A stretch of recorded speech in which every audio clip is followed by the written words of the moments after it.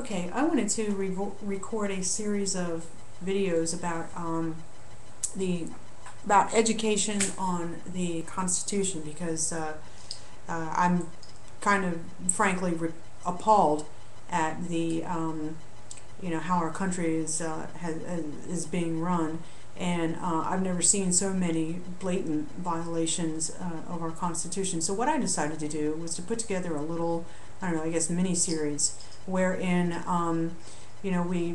I would go over the Constitution and the framers of the Constitution, why it was put together, etc., and so forth.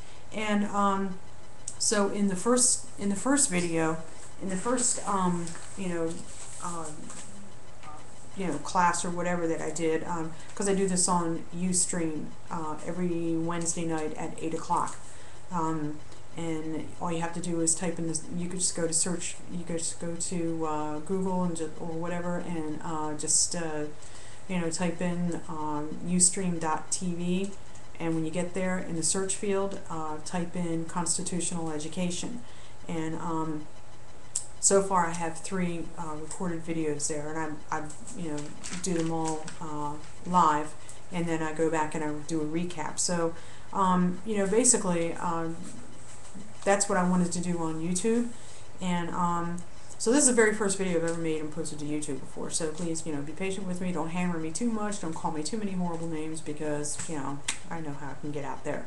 One of the things I wanted to look into was who was one of the main inspirations as far as all of the framers of the Constitution were concerned, and of course the main the main inspiration and the main body of knowledge that was drawn from, that our founders drew from to frame the Constitution, was the Bible.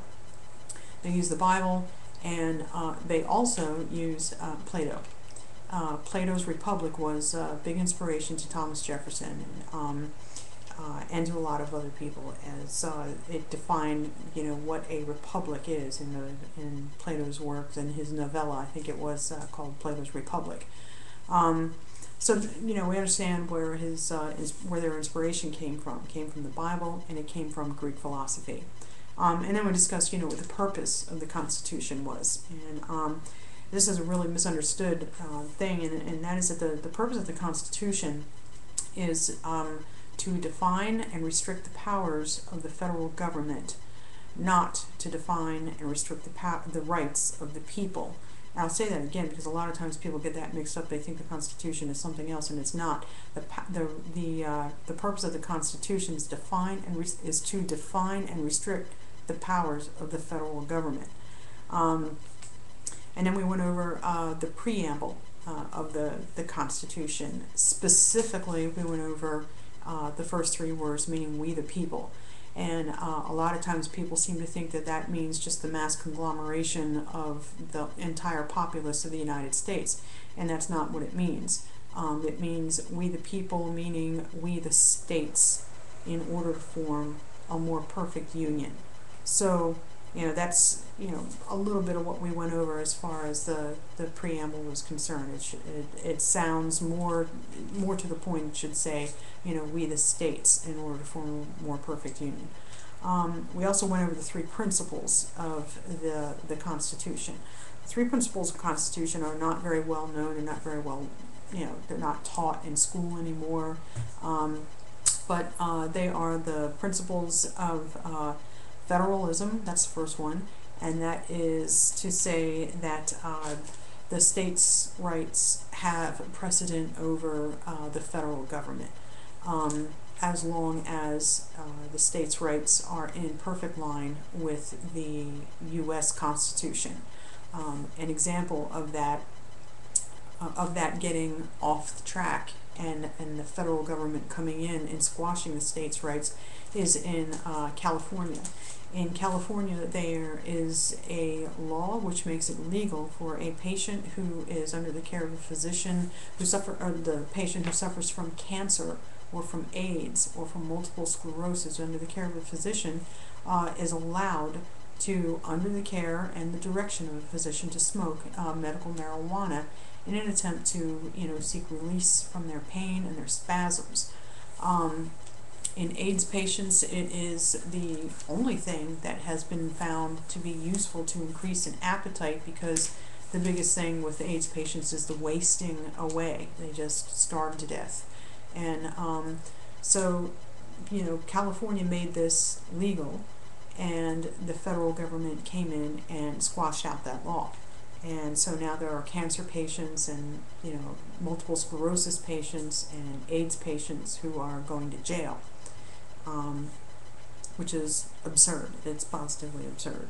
So that's the principle of federalism, and that is that the federal government and the state government should be kept separate. The states has precedent over the federal government as long as it's in line with the supreme law of the land, and in this case in California it is, because a person is seeking, you know, an elongated life, some kind of liberty from the spasms, and, you know, in doing those things they are seeking, they are engaging in the pursuit of happiness. The second principle of the Constitution is the principle of enumeration, and basically what that means to say is that if it is not an enumerated power in the Constitution, just by virtue of the fact that it isn't there doesn't mean that it is an enumerated power. I'll go into that a little bit more in depth probably the next time I broadcast. The third principle is the separation of powers. There are three branches of government. The idea behind this was so that everyone could keep everyone else in check. The main objective in terms of the separation of powers was to make sure that the president didn't end up becoming a dictator. Of course, we've seen in the past how that has, you know, been subverted, and you know, people have snuck through the back door and, you know, invented executive orders galore, and they have thus subverted the powers of the Constitution.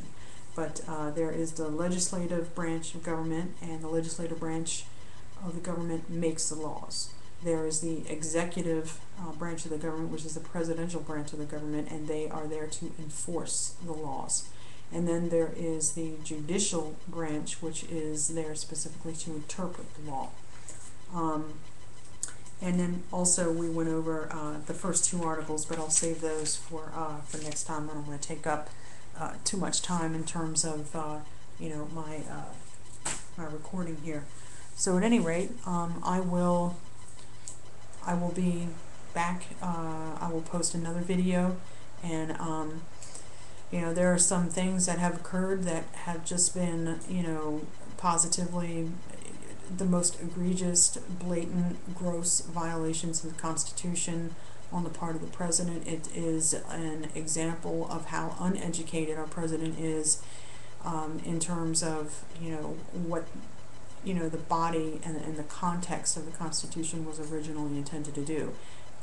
The fact that the president met at the UN was a violation of the Constitution, and the fact that he immediately went right after that to the G20 summit, you know, was a gross violation of the Constitution. And I just, you know, the fact that the National Guard was there and turned tear gas and rubber bullets and microwave guns and you know, sound guns and tear gas on its own, you know, citizens is just another example of how out of control our country's gotten. We engage in, you know, aggressive invasions in terms of war. We don't declare it anymore. We just go over and decide that we're going to take a country over anymore. And it's just, you know, so that's why I decided to do this. And it seems the more I find out about you know, the Constitution and what the original framers meant about it and what their intentions were, the more I see in today's world how we are just, you know, blatantly and grossly, you know, violating it. So at any rate, we're going to get to the bottom of it. So until then, cheers, and let's see here. You guys have a good week, and I'll post another video next week after I am on Ustream. I'll be streaming live at ustream.tv, and just type in constitutional education, and you should be able to come up with my channel there.